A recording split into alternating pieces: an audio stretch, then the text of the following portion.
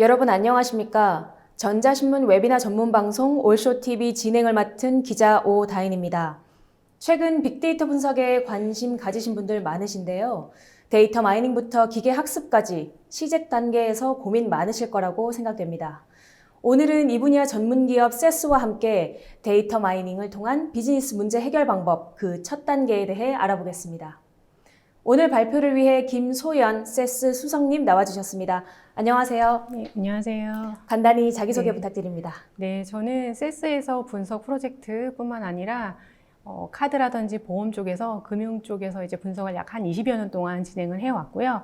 현재는 세스의 이제 기존 고객분들을 대상으로 해서 빅데이터 분석을 좀 더 효율적으로 분석을 하실 수 있게끔 도와드리기 위해서 이제 세션들을 진행을 하고 있습니다. 네, 수사님 소개 감사합니다. 네. 오늘 발표는 약 30분간 진행됩니다. 발표가 진행되는 동안 질문 올려주시면 답변 드리도록 하겠습니다. 설문조사도 진행 중입니다. 참여해주신 분들께는 소정의 상품도 드리오니 많은 참여 부탁드립니다. 그럼 지금부터 세스가 전하는 데이터 마이닝을 통한 비즈니스 문제 해결 방법에 대해 알아보겠습니다. 수석님 좋은 발표 부탁드립니다. 네, 소개받은 김소연 수석입니다. 네, 오늘은 이제 저희가 세스 스쿨 엔터프라이즈 마이너라는 툴을 이용을 해서 예측 모델링 입문 과정을 한번 진행을 해보도록 하겠습니다. 네, 수석님 그런데 이 세스 스쿨이라는 네네. 게 원래는 오프라인의 핸즈온 세션으로 준비됐던 거라고 알고 있는데 네네. 맞나요? 예, 맞습니다. 저희가 약 한 5년 이상 동안 이제 오프라인으로 세스 스쿨이라는 걸 진행을 했었고요. 그때는 이제 여러 고객분들이 같이 이제 핸즈온으로 따라해 보시면서 분석하는 방법들을 이제 알려드리는 약 한 4시간에서 5시간 정도 소요되는 그런 과정이었는데요. 오늘 이제 전자신문과 같이 처음으로 웨비나를 이제 런칭하게 되었습니다. 네, 네. 잘 부탁드립니다. 네. 네, 오늘은 이제 세스 엔터프라이즈 마이너에 대해서 같이 한번 얘기를 해보도록 하겠습니다. 제가 앞단에는 이제 개요를 좀 설명을 드리고요. 이 마이너를 써야 되는 이제 특장점, 이제 마지막으로 마이닝의 꽃이라고 할 수 있을 만한 예측 모델링을 데모를 같이 보도록 하겠습니다. 우선 이 마이너에 들어가기에 앞서서 제가 이제 머신러닝, 통계학이라는 이제 장표를 한번 준비를 해보았어요. 이제 여러분들 이제 보시는 것처럼, 머신러닝은 요즘에 굉장히 많이 들어보셨을 거예요. 분석뿐만이 아니라 여러 가지 업계에서도 이제 많이 머신러닝이라는 걸 얘기를 하고 있습니다. 그럼 이제 머신러닝과 이제 과거에도 이미 있었던 통계학과 이제 어떤 차이가 있는지를 한번 장표를 보도록 할 건데요. 보시는 것처럼 머신러닝, AI라는 것들이 갑자기 이제 어디서 뚝 떨어진 건 아니고요. 과거에 이제 통계학, 데이터 마이닝 이런 것들이랑 좀 연관이 되어 있다라고 볼 수가 있을 것 같아요. 보시는 것처럼 여러 가지가 좀 오버랩이 되어 있습니다. AI, 머신러닝, 데이터 마이닝.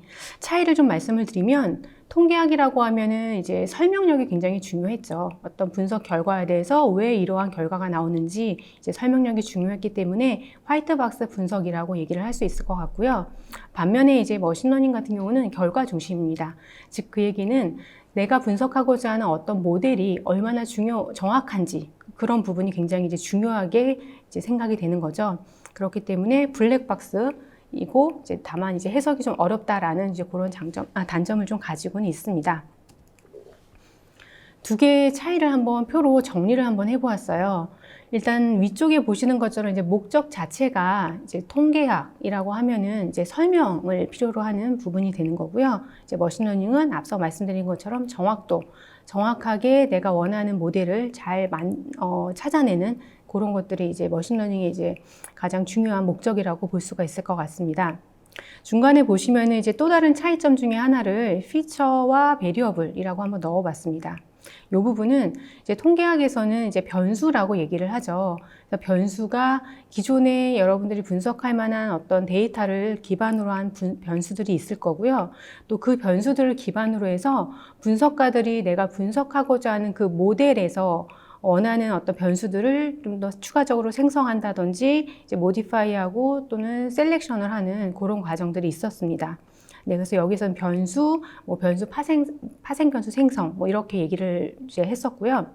반면에 이제 머신러닝 같은 경우는 여기서도 마찬가지로 분석가들이, 피처라고, 여기서 이제 피처라는 용어를 사용을 합니다. 머신러닝에서는 피처라는 용어를 사용을 해서 피처를 가지고 만들어 보는 부분도 있겠지만, 추가적인 좀 다른 점이라고 할 수 있을 만한 거는 데이터, 변수, 피처 자체 내에서 또 다른 피처를 만들어내는 피처 엔지니어링이라는 부분이 이제 중요해집니다. 이제 이를 통해서 결국에는 머신러닝의 목적인 모델의 정확도를 높이고자 하는 것들 때문에 그렇게 볼 수 있을 것 같습니다. 그러면 이제 앞에서 말씀드렸던 머신러닝, 통계학 이런 것들은 다 이제 분석이라고 얘기를 하죠. 그러면 분석에 있어서의 라이프 사이클을 한번 살펴보도록 하겠습니다. 분석의 이제 라이프 사이클이라고 제가 한번 여기 넣어놨습니다. 맨 위에 보시게 되면은 첫 번째는 identify, formulate problem이라고 되어 있죠. 이제 이 부분은 내가 분석하고자 하는, 분석가들이 지금 문제를 해결하고자 하는 어떤 이제 과제를 정의하는 부분이 이 identify problem이라고 보시면 될 것 같아요. 그래서 이러한 과정을 거치게 되면은 이제 필요한 데이터들을 여러 가지의 DB라든지 외부 파일에서 다양한 DB들을 이제 게더링하는 단계, 그 부분이 데이터 프레퍼레이션 단계라고 볼 수 있을 것 같습니다. 그래서 이 데이터 프레퍼레이션 단계에서는 여러 가지 DB에 있는 것들을 내가 분석을 하기 위해서 잘 모으고 게더링하는 부분도 중요할 것 같고요. 내지는 이 분석 과제를 해결하려고 하는 데 있어서 데이터화 되어 있으면 좋겠다라고 할 만한 그런 데이터들을 데이터화하는 그런 작업들도 중요할 것 같습니다. 이 말은 보통 이제 기업에서 분석을 하려고 할 때 기존에 이미 데이터화 되어 있는 것들 가지고 분석을 하면은 좋겠는데 분석에 쓰이면 좋겠지만 이미 데이터화 되어 있지 않은 경우들이 좀 있습니다. 네, 그런 경우에는 이번 기회로 이런 데이터들을 조금 이제 게더링하는 그런 프로세스를 추가적으로 한다든지 그러면 좋을 것 같고요. 이 데이터 프레퍼레이션 단계에는 정형 데이터뿐만이 아니라 텍스트 데이터, 웹로그 데이터, SNS 데이터, 다양한 데이터들을 수집을 할 수 있을 것 같습니다. 네, 다음 단계에서는 데이터들이 프리퍼레이션이 끝났으면 이제 가지고 있는 데이터에 대한 탐색을 해보실 수가 있죠. 네, 데이터 탐색하는 부분에서는 이제 시각적인 탐색도 할 수 있고요. 다양한 형태로 탐색을 해보실 수가 있고요. 탐색한 과정에서의 내가 가지고 있는 변수나 피처에 대한 어떤 트랜스폼이나 이런 셀렉션이 필요하다라고 하면은 이 과정에서 진행을 하실 수가 있습니다. 이제 여기까지 이 아이덴티파이 프로블럼부터 해서 트랜스폼 이라는 부분까지를 진행을 하시게 되면은 여러분들은 어떤 이제 데이터셋을 하나의 데이터셋을 가지게 될 거고요. 그리고 나서 모델링을 실제로 수행을 하고요. 네. 여러 가지의 알고리즘들을 비교 분석해서 모델링을 하고 이 과정에서 검증하는 부분 또 이제 이 부분까지 다 마무리가 됐으면은 실제로 운영하는 과정들이 이제 필요하게 됩니다. 그래서 이런 형태로 해서 분석의 라이프 사이클을 진행을 하게 되고요. 모델을 실제로 구축을 하고 디플로이를 하다 보면 매월 또는 어떤 주기적으로 모델을 평가하고 모니터링을 하는 과정도 이제 필수적으로 하셔야겠죠. 하시다 보면 시간이 지남에 따라서 데이터가 좀 틀어진다든지 모델이 좀 달라지는 경우에는 리모델링이나 리트레이닝을 하시게 되고 다시 또 이 라이프 사이클을 다시 거치게 되는 이런 과정들을 진행을 하시면 됩니다. 이 각각 단계별로의 여기 좀 색깔이 다른 부분이 있는데요. 이 부분은 요 네 가지의 이제 어떤 역할에 따른 역할들이 할 수 있는 부분이라고 생각을 하시면 됩니다.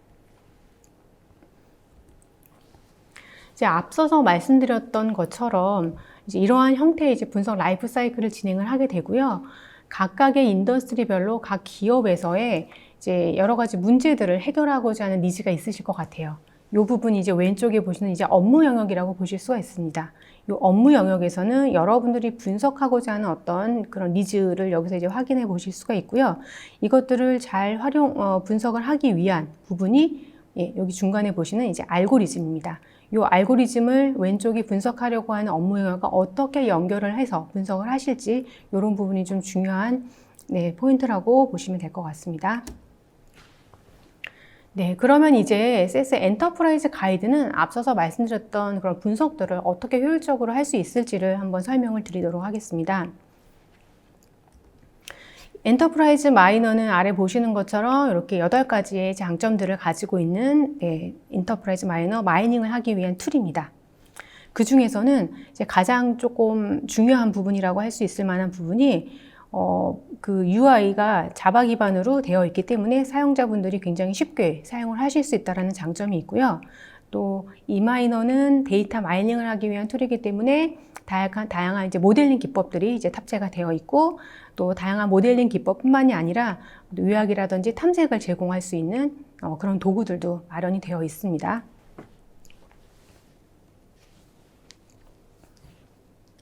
네, 엔터프라이즈 마이너에서는 이제 자체적으로 셈마라고 하는 방법론을 사용을 하고 있습니다. 네, 셈마라고 하는 방법론은 데이터 마이닝 모델을 개발하기 위한 방법론이고요. 이는 세스가 아닌 다른 툴을 사용한다 하더라도 여러분들이 데이터 마이닝을 하실 때 표준 방법론으로 사용하시면 크게 무리가 없으실 겁니다. 네, 방법론을 설명드리면 제가 이제 셈마라고 말씀을 드렸습니다. 이 셈마라고 하는 부분은 여기 앞에 이제 각각의 마이닝을 하기 위한 절차의 앞부분을 따서 셈마라고 부릅니다. 각각의 단계들을 좀 잠깐 설명을 드리면 샘플링이라고 하는 부분은 지금 분석하려고 하는 어떤 과제에 대한 이제 데이터를 준비하는 과정이 될 수가 있을 것 같아요. 네, 여기서 데이터를 이제 게더링하거나 뭐 때에 따라서는 뭐 샘플링을 하긴 하지만 요즘은 이제 빅데이터 분석이라고 해서 뭐 굳이 샘플링을 하지 않기도 합니다. 두 번째는 익스플로러 단계예요. 여기서는 앞서서 게더링된 데이터에 대해서 내가 가지고 있는 데이터들이 어떻게 분포되어 있는지 데이터에 대한 조감도를 이렇게 간략히 본다라고 생각을 하시면 될 것 같고요. 여기에서는 통계량을 탐색해 보실 수도 있고 그래프로 보셔서 데이터에 대한 분포들을 확인을 해 보실 수가 있습니다. 이 과정에서 내가 가지고 있는 데이터가 뭐 아웃라이어가 있다든지 아니면 결집치가 있다든지 이런 것들에 대한 파악이 가능하시겠죠. 그리고 나면 모디파이 단계에서 앞서서 판단된 그러한 데이터에 대한 부분을 약간 수정하거나 변환하는 그런 작업들도 모디파이 단계에서 하실 수 있습니다. SEM이라는 단계를 거치게 되면 여러분들은 이제 분석을 할 수 있는 어떤 마스터 데이터가 다 준비가 되어 있는 상태인 거고요. M에 있는 모델링 단계에서는 데이터의 여러 가지 패턴들을 찾아내는 단계입니다.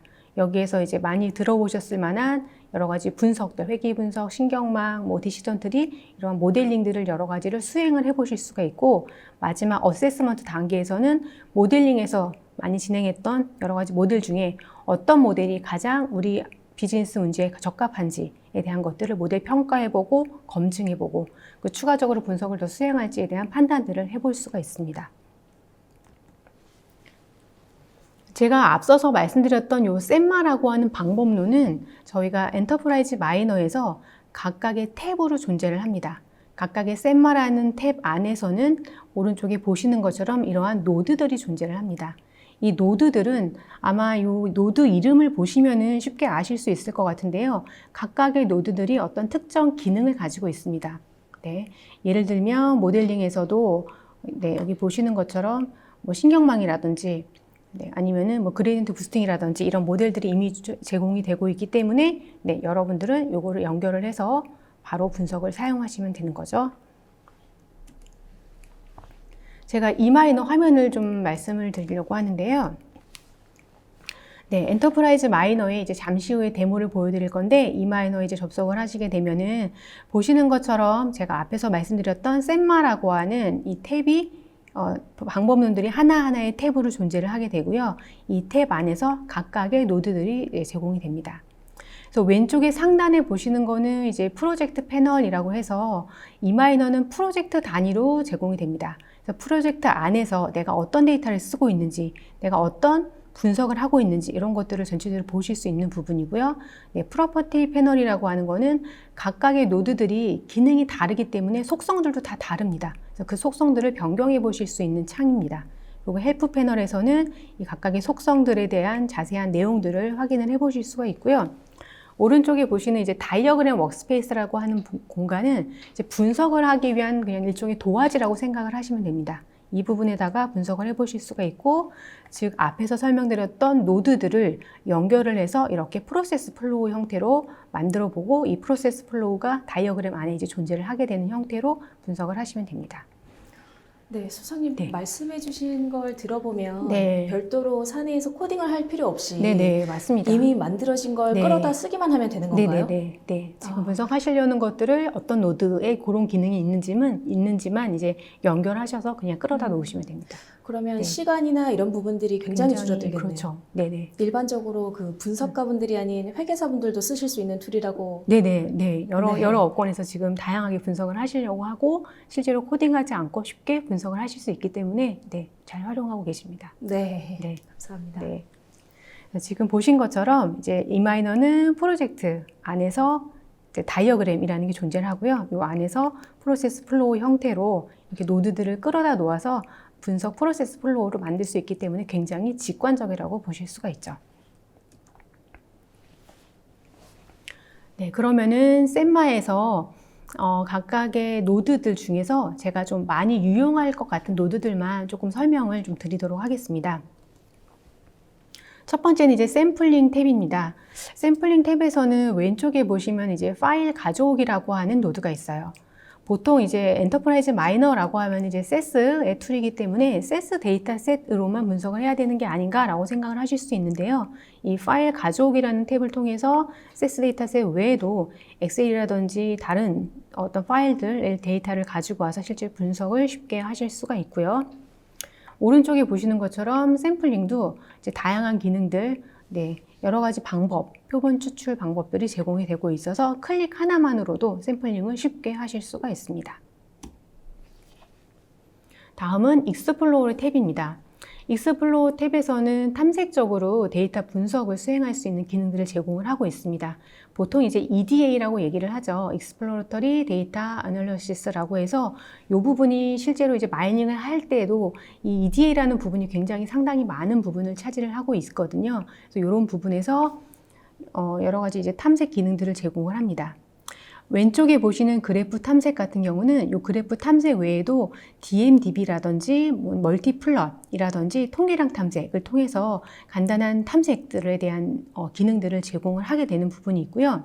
오른쪽에 보시면은 이제 클러스터링이라고 하는 부분은 가지고 있는 데이터의 옵저베이션들에 대한 이제 군집 분석이라고 생각을 하시면 됩니다.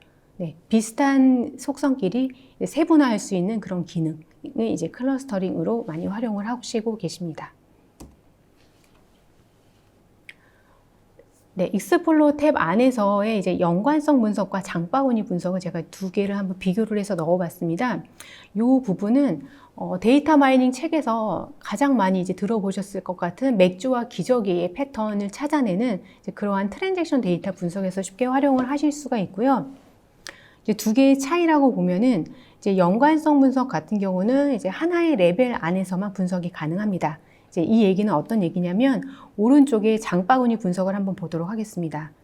장바구니 분석 같은 경우 보시면 가지고 있는 데이터가 대분류, 중분류, 소분류 이러한 식으로 어떤 항목들이 하이어라키컬하게 이제 존재를 한다라고 했을 때는 그런 맥주와 기저귀처럼 같은 연관성을 찾는 부분에 있어서 장바구니 분석은 레벨을 넘나드는 분석을 할 수가 있습니다.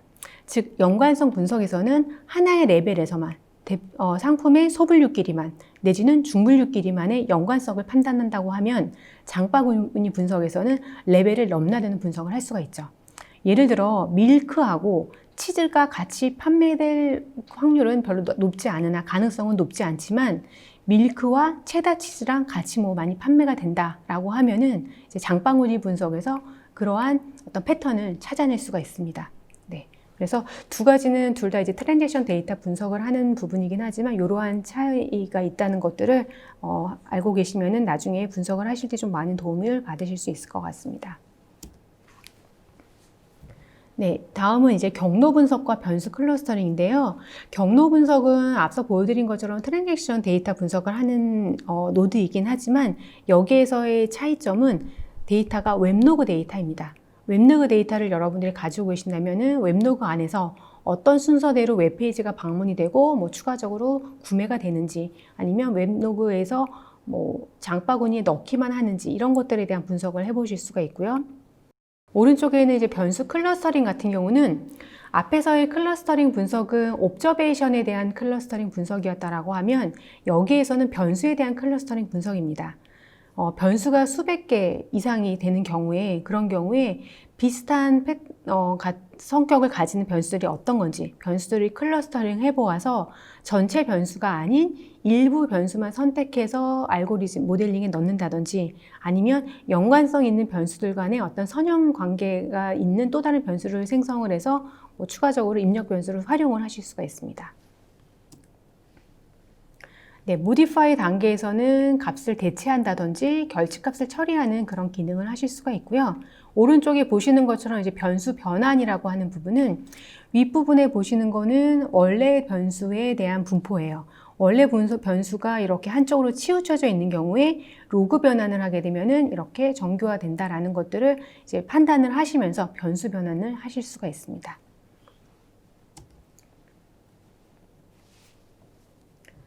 네, 다음은 인터랙티브 비닝이라고 하는 대화식 구간 생성 노드입니다.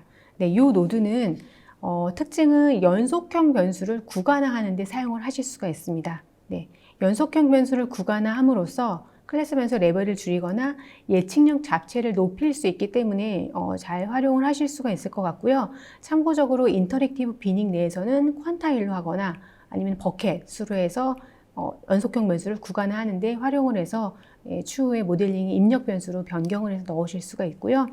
오른쪽에 있는 주성분 분석은 전통적인 프린서플 컴포넌트 분석입니다. 네, 주성분 1, 2 이렇게 선택하는 방법으로도 활용을 하고 있고요. 최근에는 이제 머신러닝에서의 피처 엔지니어링의 하나의 측면으로 주성분 분석을 활용하는 것도 굉장히 좋은 방법일 수 있을 것 같습니다. 네, 이제는 이제 모델링 단계입니다.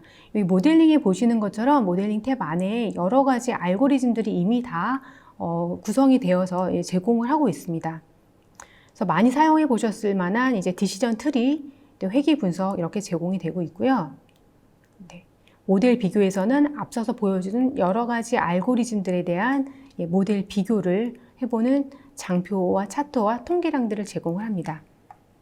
여기에서는 지금 리프트 차트와 ROC 차트만 보여드렸는데요. 내부적으로는 상당히 많은 차트, 각각에 대한 통계량들을 제공을 하기 때문에 분석하고자 하는 과제에 맞게 어떤 통계량을 기반으로 해서 모델을 선택해야 될지에 대한 어떤 그 통계값들을 제공을 해주기 때문에 모델 비교라고 하는 장표, 노드를 이용을 해서 분석 결과를 확인을 해보시면 됩니다.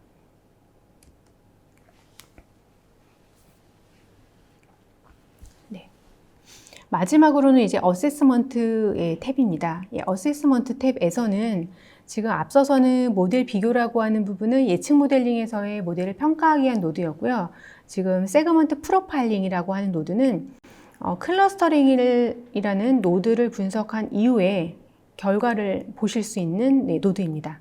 흔히 이제 탐색 모델링이라고 하게 되면 어떤 통계량이 주어지지 않기 때문에 내가 분석을 하고 나서도 이게 분석이 정말 잘 된 건지 아닌지에 대한 판단이 굉장히 어려운 경우가 많이 있습니다. 이제 중간에 보시는 요 세그먼트 같은 경우는 앞서서 클러스터링이라는 노드를 실행을 했을 때 이 결과가 5개의 세그먼트로 이렇게 제공이 되는 것들을 확인을 하실 수가 있고요. 세그먼트 프로파일링이라는 노드를 이용을 하시게 되면 여기 오른쪽에 보시는 것처럼 이러한 그래프가 제공이 됩니다. 이 그래프 해석을 통해서 내가 분석한 군집 분석이 잘 되었는지 추후에 잘 활용을 하실 수 있는지에 대한 것들을 확인을 하실 수가 있죠.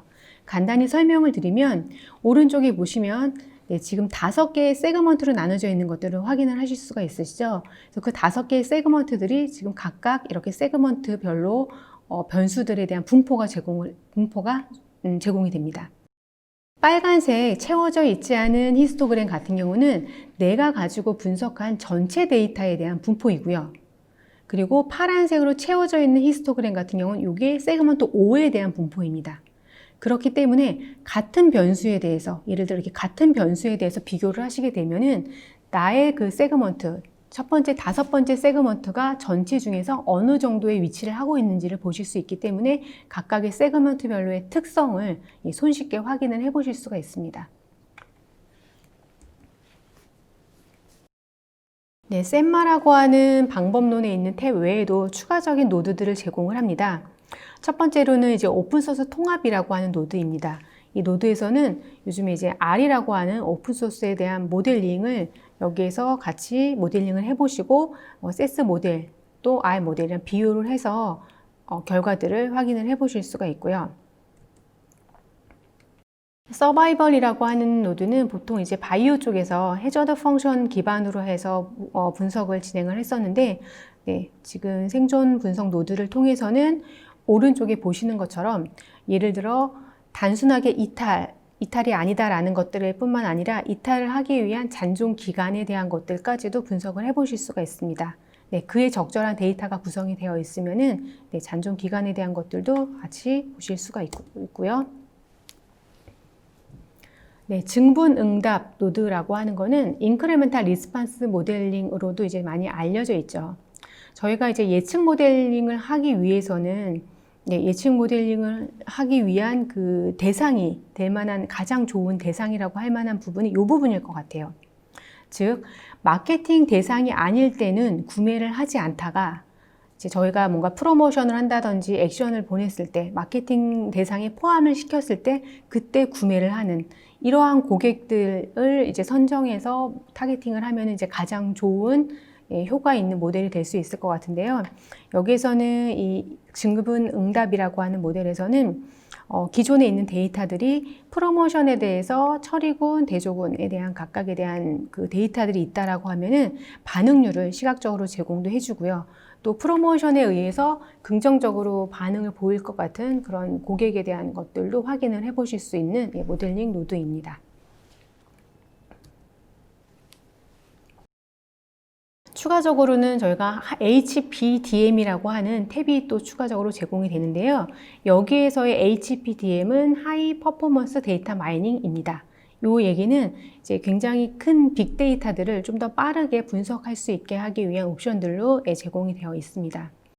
HPDM 탭에는 기존의 모델링 탭에 있는 알고리즘들도 좀 추가가 되어 있는 경우도 있어요. 예를 들어 HP 트리라든지 HP 회귀, HP 신경망 같은 경우는 모델링 탭에서도 이미 모델링을 제공을 하고 있긴 한데 여기에서는 큰 데이터를 좀 더 빠르게 돌릴 수 있고 실행해서 결과를 얻을 수 있게 하기 위한 옵션으로 좀 구성이 되어 있고요. 또 추가적으로는 포리스트라든지 SVM 또는 베이지안 네트워크에 대한 알고리즘들이 제공이 되고 있습니다. 네, HP3랑 HP 리그레이션에 대한 결과들을 보실 수가 있고요. 또 HP 뉴럴 같은 경우는 기존에 있던 모델링에 있던 신경망과는 조금 더 추가적인 옵션들을 제공을 하고 있기 때문에 네, 활용을 하실 수가 있습니다. 네, 오늘 이제 이마이너에 대한 노드들을 간단히 좀 살펴보았습니다. 그러면 제가 이제 데모를 같이 한번 보도록 하겠습니다. 데모를 보시기 전에 오늘 활용하시게 될 데이터에 대한 설명을 좀 드리려고 합니다. 오늘 이 데이터는 저희 이제 내부적으로 HMEQ라고 하는 데이터셋이고요. 주택담보대출 구도 예측 분석이라고 되어 있어요. 그러니까 은행에서 담보대출을 해줄 때 이 고객이 부실일지 건전할지에 대한 것들을 예측하기 위한 모델링을 할 수 있는 데이터입니다. 여기 보시는 것처럼 여기 아래에 배드라고 되어 있죠. 이 배드라고 하는 변수가 지금 관심 있는 이 고객이 신용상태가 좋은지 나쁜지를 판단할 수 있는 좋은지 나쁜지에 대한 이제 과거 데이터를 가지고 있습니다. 그래서 여기에서는 모델의 역할이라고 해서 이 타겟이 이제 Y가 되는 거죠. 그리고 나머지 변수들이 인풋으로 되어 있어서 이 Y를 예측하기 위해서 어떤 변수들이 의미가 있는지를 판단해 볼 수 있는 것들을 예측 모델링으로 한번 만들어 볼 수가 있고요. 지금 이 배드라고 하는 변수는 신용상태가 좋다, 나쁘다 이제 두 가지의 형태로만 되어 있기 때문에 바이너리 형태로 되어 있고 이 메저먼트 레벨이라고 하는 부분에서는 각각의 변수에 대한 레벨에 대한 속성을 보여줍니다. 그래서 금액이라든지 비율이라든지 이렇게 연속형 변수인 경우는 인터벌 형태로 레벨을 설정을 해주시면 되고요. 나머지 이제 명목형 변수 같은 경우는 노미널 형태로 설정을 해주시면 됩니다. 이마이너에서 설정을 하실 때 여기에 모델 롤과 메저먼트 레벨만 조금 기억을 해주시면 될 것 같습니다. 네, 오늘 데모를 통해서 보시게 될 이제 분석 플로우 다음과 같이 이제 보실 수가 있을 것 같습니다. HMEQ 데이터를 가지고 와서 저희가 이제 데이터 분할을 하겠죠. 데이터 분할은 추후에 모델링을 만들어진 이후에 오버피팅 되지 않도록 모델의 안정성이 어떤지를 확인하기 위해서 이제 데이터 분할을 추가를 하게 되고요. 네, 의사결정 트리 같은 경우에는 바로 연결을 해서 분석을 하게 될 거고요. 또 회귀 분석이라든지 신경망 같은 경우는 이제 이 데이터에 결집값이 있기 때문에 결집치 처리를 해서 분석을 해보고 이제 간단하게 이 세 가지 모델에 대해서 모델을 한번 비교해보는 과정을 거치게 되면 이 세 가지 모델 중에 어떤 모델이 가장 적절한지에 대한 판단을 하실 수가 있습니다. 그리고 그 선택된 모델을 새로운 데이터, 아직 Y, 타겟을 모르는 새로운 데이터를 넣어서 스코링 해보는 이러한 과정까지를 한번 보도록 하겠습니다. 네, 지금까지 셈마 방법론과 기타 여러 가지 유틸리티에 대해서 자세하게 설명해 주셨는데 이 데모를 좀 더 쉽게 알아볼 수 있는 영상이 준비됐다고 해서 지금부터 약 13분간 영상 같이 보고 돌아오시겠습니다. 이마이너에 접속하시게 되면 다음과 같이 이제 프로젝트를 먼저 오픈을 하시게 되고요. 데이터를 저장하기 위한 아니면 내가 사용할 데이터를 가져오기 위한 라이브러리를 다음과 같이 설정을 하실 수가 있습니다. 보시는 것처럼 이제 마법사 형태로 되어 있기 때문에 코딩 전혀 하지 않고 사용하실 수가 있고요. 지금 그 라이브러리에 있는 제가 사용할 데이터를 등록하는 단계입니다. 여기서도 마찬가지로 8단계 마법사 형태로 되어 있어서 여러분들이 사용할 데이터 클릭 하시면 되고요. 지금 앞서 설명드린 것처럼 데이터에 대한 역할, 레벨들을 설정을 하시면 됩니다.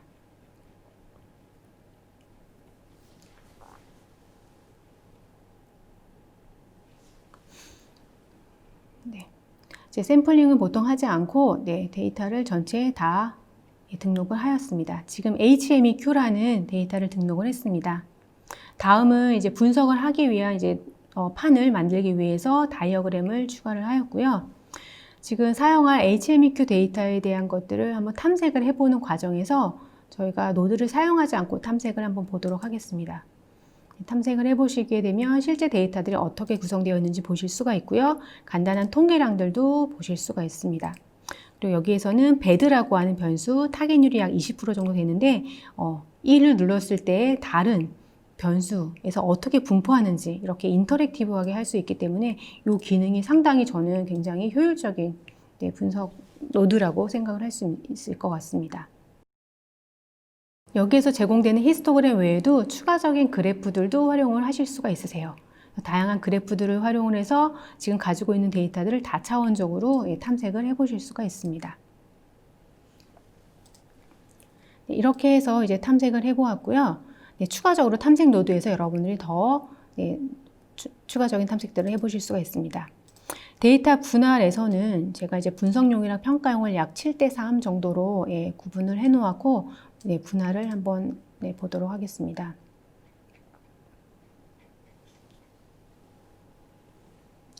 분할하시게 되면은 원래 있던 데이터에 대한 부분 분포가 배드의 타겟률이 나오게 되고요. 이제 아래쪽에 보시면은 70%의 트레인 데이터, 30%의 밸리데이션 데이터에 대한 분포도 확인을 하실 수가 있습니다. 디시전 트리 같은 경우는 이제 결측치가 있다 하더라도 결측치 자체를 이제 하나의 레벨로 생각을 하고 있기 때문에 제가 이제 따로 결측치 처리를 하지 않고 디시전 트리는 바로 연결을 한번 보도록 할 거고요. 디시전 트리에 보시면은 여기에 이제 프로퍼티 패널에서 다양한 이제 옵션들이 제공이 되고 있죠. 뭐 가지 수라든지 깊이 수라든지 리프 크기라든지 이런 것들은 한번 디폴트로 돌려보시고 추후에 이런 것들을 변경을 해주시면서 기존에 있던 모델들이랑 비교를 해보시는 과정이 필요하실 것 같습니다. 그래서 우선은 디폴트로 한번 실행을 해보았습니다. 다음과 같은 결과가 주어지고요. 디시전 트리는 굉장히 직관적이죠. 그래서 아래 보시는 것처럼 이렇게 결과를 보실 수가 있고 앞에서 설명드렸던 분석, 평가에 대한 것들도 같이 트렌드를 보실 수가 있습니다. 지금 수입 대비 부채 비율이 신용 상태가 좋다, 나쁘다에 대해서 굉장히 중요한 변수로 선택이 되는 것들을 확인을 하실 수가 있죠. 왼쪽 상단에 보시는 것처럼 이 디시전 트리의 성능, 모델의 성능에 대한 것들도 제공을 하고 있습니다. 트리맵, 조금 전에 보셨던 것들을 트리맵 형태로도 확인을 하실 수가 있고요. 이번에는 디폴트로 하는 부분이 아니고 동일한 디시전 트리긴 한데 분석가가 실제로 한번 분석을 해보는 DIY 트리라고 할 수 있을 것 같아요. 여기에 대화식이라고 하는 인터랙티브 창을 이제 누르시게 되면은 디시전 트리의 루트 노드만 제공이 되고요. 이 안에서 분석가가 변수, 내가 원하는 변수들의 순서를 좀 바꿔보실 수가 있습니다. 네, 디시전 트리는 컨디셔널 프로버빌리티이기 때문에 이제 앞서서 어떤 변수가 선택되어 있는지가 굉장히 중요하죠. 그래서 저는 두 번째 선택해준 변수를 한번 가지고 트리를 한번 만들어 보려고 하고요. 지금처럼 제공해준 그 부실 거래수의 기준으로 분할을 하셔도 되고요. 그리고 나서 이번에는 수입 대비 부채 비율이라는 걸로 분석을 하긴 할 건데, 수입 대비 부채 비율에서 이제 이진 트리를 45%로 알려줬는데, 쟤는 60%까지 해서 한번 가지를 3개로 한번 나눠보는 것들을 보고 있습니다.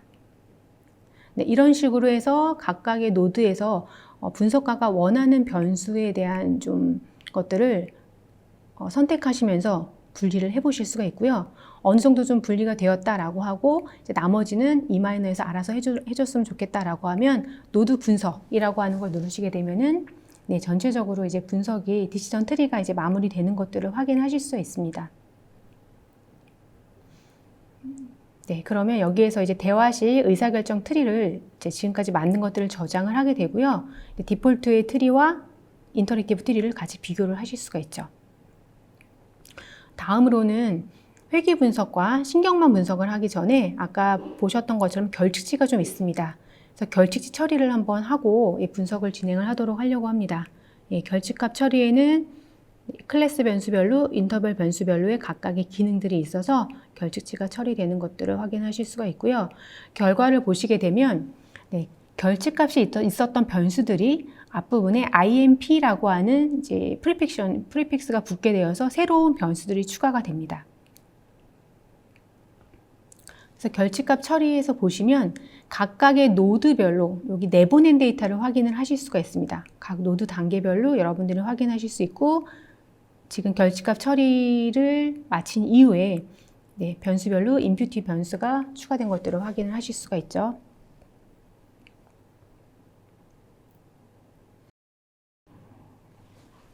네, 이번에는 이제 회귀 분석을 연결을 해서 분석을 하려고 하는데요. 지금 저희가 타겟이 바이너리이기 때문에 로지스틱 회귀 분석으로 분석을 하고 있고, 모델 선택은 단계별 선택으로 분석을 할 예정입니다.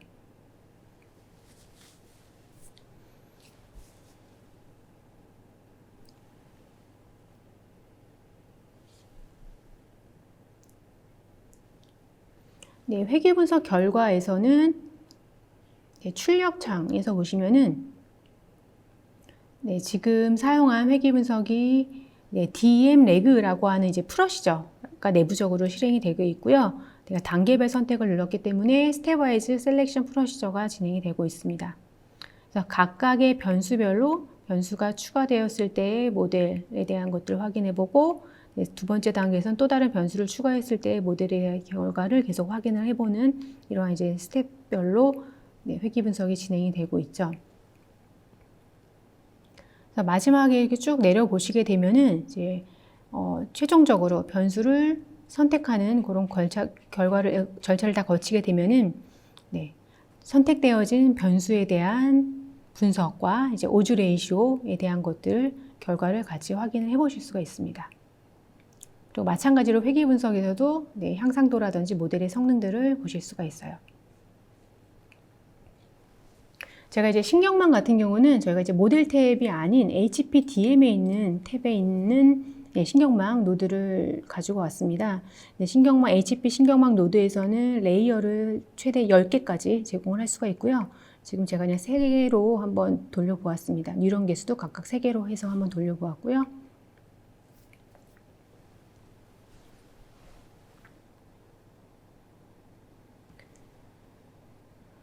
신경망을 보시면은 레이어를 3개로 했기 때문에 각각의 레이어 3개의 뉴런 3개에 대한 결과들을 직관적으로 확인을 하실 수가 있고요.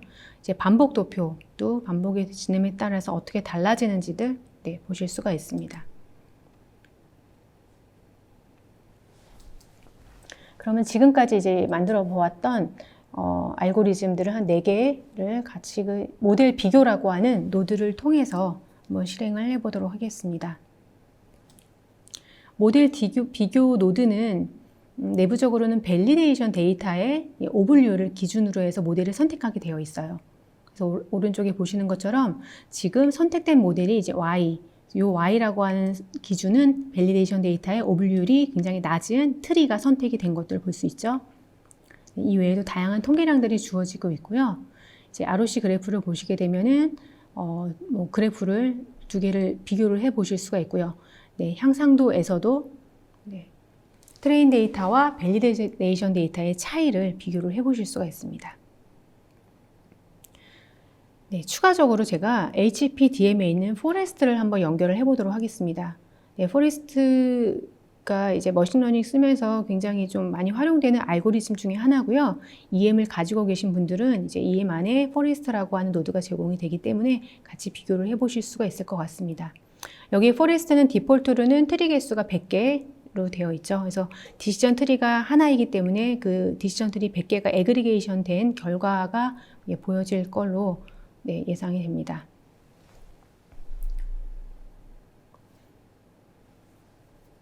네, 모델 비교는 기존에 있었던 4개 모델과 포레스트를 같이 비교를 해보았고요. 역시 이제 통계량 선택된 모델은 포레스트가 선택이 되었죠. 아무래도 트리 하나인 것보다도 오분율이 더 낮은 것들을 확인해 보실 수가 있고요.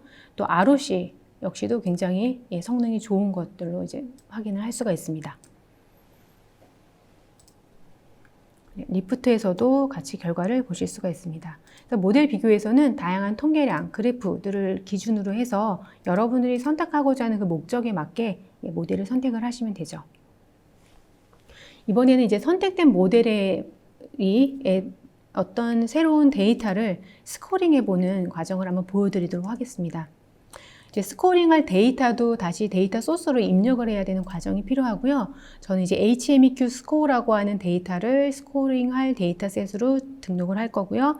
여기에서는 이제 물론 배드는 빠져 있겠죠. 배드가 빠져 있는 인풋 변수들만 되어 있는 변수를 스코링 데이터로 등록을 하겠습니다. 여기서 주의하셔야 될 거는 역할을 스코어 역할로 주시면 됩니다. 보시는 것처럼 HMEQ 스코어 데이터셋이 등록이 되었고요. 이제 스코어링하는 과정에서는 평가에서 스코어라고 하는 노드가 있습니다. 이 스코어라는 노드를 통해서 HMEQ 스코어라는 데이터에 지금 저희가 선택된 건 이제 포레스트가 될 건데요. 이 포레스트 모델을 적용했을 때 이제 스코어링을 해보는 그런 과정입니다.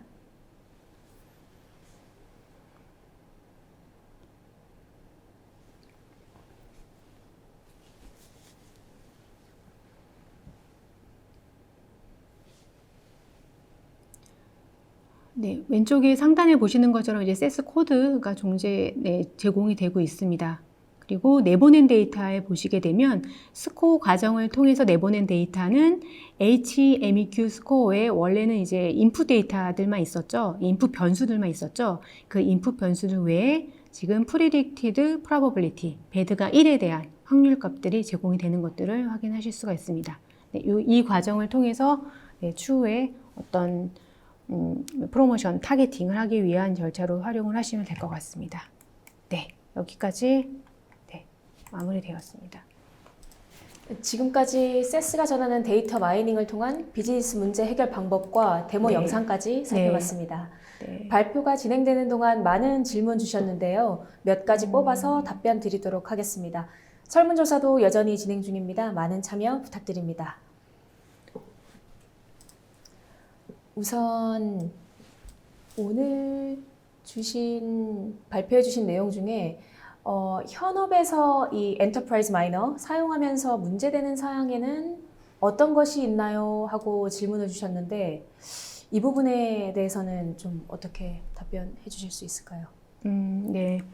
네, 엔터프라이즈 마이너 같은 경우는 이제 머신러닝 알고리즘을 사용하게 되면은 아무래도 이 마이너는 데이터 마이닝에 이제 특화된 툴이었다 보니 최근 머신러닝 알고리즘 사용 시에는 오토 튜닝이라든지 뭐 파이프라인 서치라든지 이런 자동화된 머신러닝을 지원을 하지 않습니다. 예, 그래서 알고리즘별로 속성값을 사용자가 좀 지정해야 되는 그런 단점이 좀 있고요.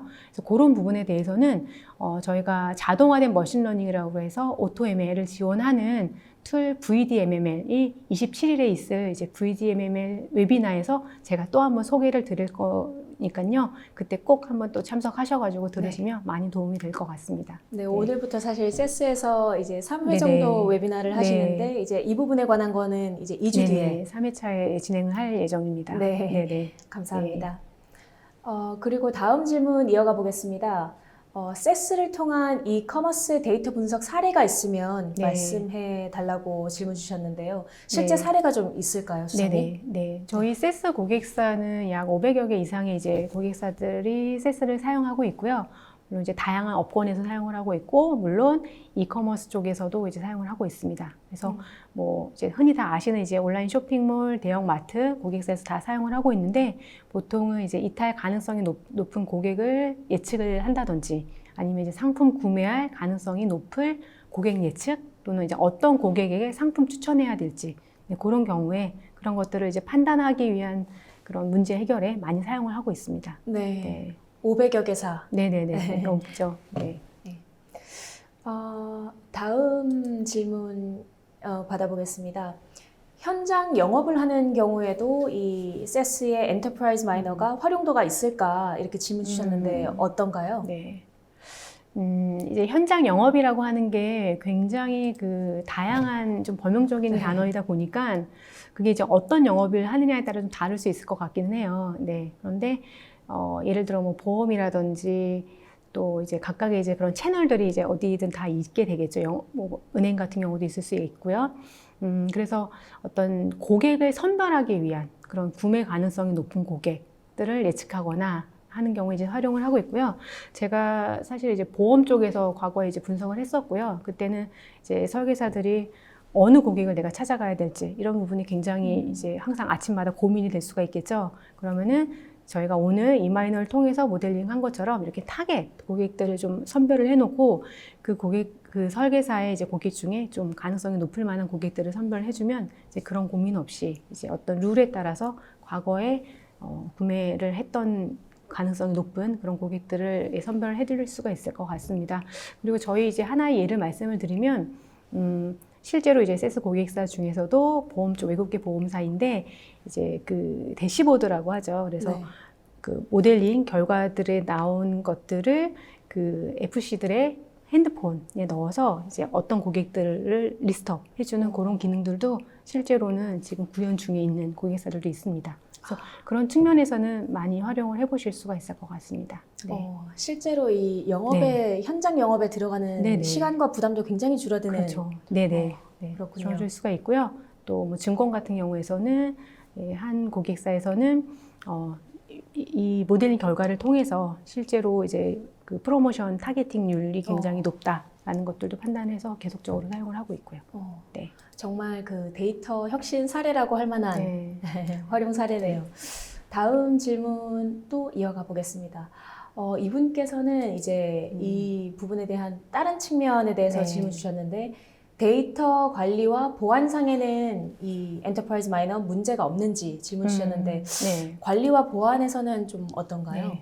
이런 질문들을 좀 많이 하세요. 아무래도 이제 세스를 분석하는 현업들에 대한 이제 관리 이런 것들도 필요하고 하기 때문에 보통은 이제 이마이너를 사용하는 주 고객사들의 이제 각각의 정책들이 딱 있습니다. 네. 회사마다 이제 워낙 다르고요.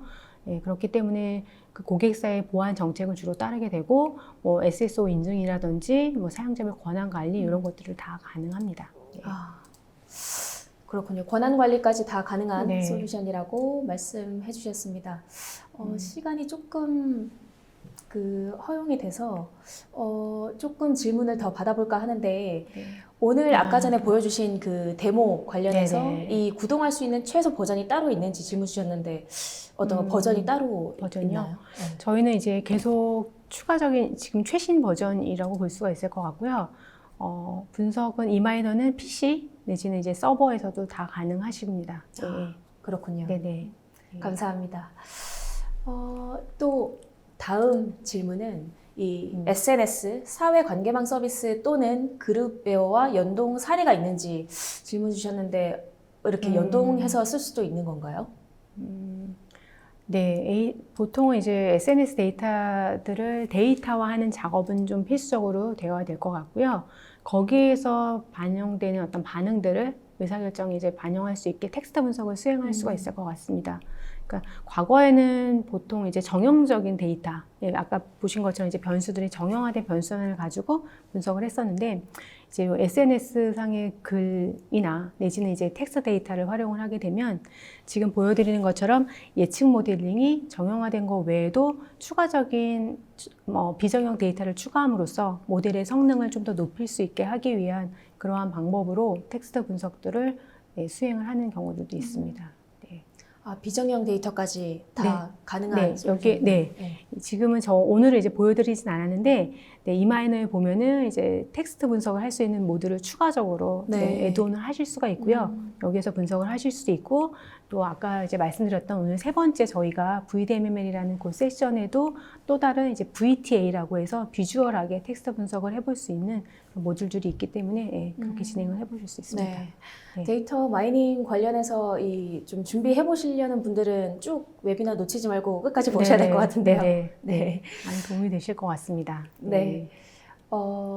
다음으로는 질문이 계속 이어지고 있는데 한 가지만 질문을 더 받아볼까 하는데 이 부분이 혹시 설명이 되실지 지금 제가 이 생방송 중에 모델 비교를 어떻게 하는지 설명을 부탁드린다고 하셨는데 이 어떻게 좀 가능한가요? 네, 모델 비교에 대한 설명을 말씀해 주셔서 사실은 이제 저희가 이제 오프라인으로 진행을 하게 되면 모델 비교에서의 그런 통계량이라든지 이런 것들에 대한 개념, 리프트에 대한 개념 이런 것까지 좀 설명을 드리는데 오늘은 이제 좀 짧은 시간에 진행을 하다 보니까 데모로만 좀 이렇게 말씀을 드리게 되었어요. 모델 비교 같은 모델 비교 노드는 아까 이제 데모에서 잠깐 보여드렸습니다. 여러 가지 모델들을 비교를 하실 수가 있고 지금은 디폴트로는 밸리데이션 데이터의 오분류율이 이제 디폴트로 들어가 있어서 아까 이제 모델이 선택이 되었어요. 그런데 그 기준 통계량을 변경을 하시게 되면은 여러분들이 리프트로 기준을 할지 ROC로 할지 이렇게 하면은 모델을 선택하기 위한 것들에 대한 것들은 이제 옵션으로 제공을 하고 있기 때문에 비교를 해보실 수가 있고요. 네. 지금 여러 가지 통계량, 지금 수십 개의 통계량, 또 그래프 이런 것들이 다 제공이 되고 있습니다.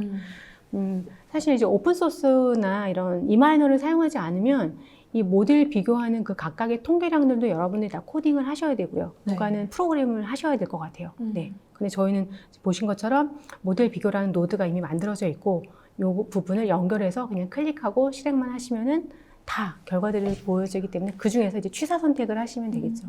모델을 비교하는 부분조차 별도의 노드로 그냥 쓰시면 되는 걸로. 그렇군요. 감사합니다. 시간 관계상 마지막 질문을 하나 받아보고 정리하도록 하겠습니다. 보다 많은 빅데이터, 가령 8000x 20 행렬 데이터에 대한 수행 시간은 어느 정도 소요되는지 질문 주셨는데 좀 굉장히 구체적으로 이런 고민을 갖고 계신 분인가 봐요. 어떻습니까? 지금 이제 이 부분에 대해서는 이마이너의 이제 어떤 알고리즘이라기보다는 우선은 이 행렬 데이터에 대한 수행 시간을 좀 질문을 주신 것 같아요. 그래서 행렬에 대한 요건은 이제 좀 데이터에 따라 좀 다를 것 같아요. 지금 딱 수행 시간이 어느 정도 된다라고 이제 말씀을 드리긴 좀 어려울 것 같고요. 다만 이제 이마이너는 태생적으로 이제 데이터 마이닝을 하기 위한 툴이고요. 이제 행렬 계산에 좀 더 용이한 저희 이제 또 다른 모듈이 있습니다. 그거는 SES의 이제 IML이라고 있기 때문에 이제 모듈을 활용을 하시게 되면 요 행렬 계산에 특화되어 있는 모듈이기 때문에 시간이 이제 그리 오래 걸리지는 않을 것 같기는 한데 IML 쪽으로 한번 확인을 해보시는 게 좋을 것 같다는 생각이 듭니다. 네, 그렇군요. 이 생방송 중에 들어오는 질문에도 자세하게 답변해 주셨는데 추가적인 질의사항은 계속 이메일을 통해서 답변 주시도록 하겠습니다. 오늘 발표 장시간 해주신 김소연 수석님께서 오늘 수고 많이 하셨는데요. 소감 한 말씀 부탁드립니다. 저희가 이제 세스스쿨은 매년 오프라인으로 진행을 하다가 오늘 처음으로 이제 버추얼로 진행을 하게 되었습니다. 이제 아쉬운 점은 이제 같이 여러분들이 따라해보고 또 실제로 한번 체험해보고 할 수 있는 그런 과정들이 좀 제공이 되지 않고 이렇게 간단하게나마 이마이너를 가지고 어떻게 활용하실 수 있다라는 것들을 좀 설명을 드리게 되었는데요. 보신 것처럼 요즘에 이제 머신러닝 하면은 뭐 이제 오픈소스들 이제 많이 생각도 하시는 것 같아요. 네, 그런데 전문가가 아닌 이제 비전문가들 입장에서는 그런 것들을 하나하나 코딩하고 임플레멘테이션하고 그런 부분에 있어서 굉장히 많은 시간이 소요되는 것들은 정말 사실입니다. 네, 그런 것보다는 이마인에서 제공되는 어느 정도의 노드를 가지고 분석을 좀 해보시고 그 이후에 추가적인 비즈니스적 인사이트를 얻는다든지 전략 수립이라든지 그런 부분에 있어서 좀 더 좀 집중을 하신다라고 하면은 분석을 하심에 있어서 좀 더 효율적으로 분석을 하실 수 있지 않을까라고 생각을 합니다. 네. 네, 감사합니다. 다음 주 화요일 오전 10시 반부터는 세스가 전하는 빅데이터 분석 시각화에 대한 웨비나가 진행될 예정입니다. 이 웨비나 역시 많은 시청 부탁드립니다. 오늘 올쇼TV는 여기까지입니다. 웨비나 발표 자료와 다시 보기는 일주일 안에 업데이트됩니다. 시청해주신 여러분 감사합니다.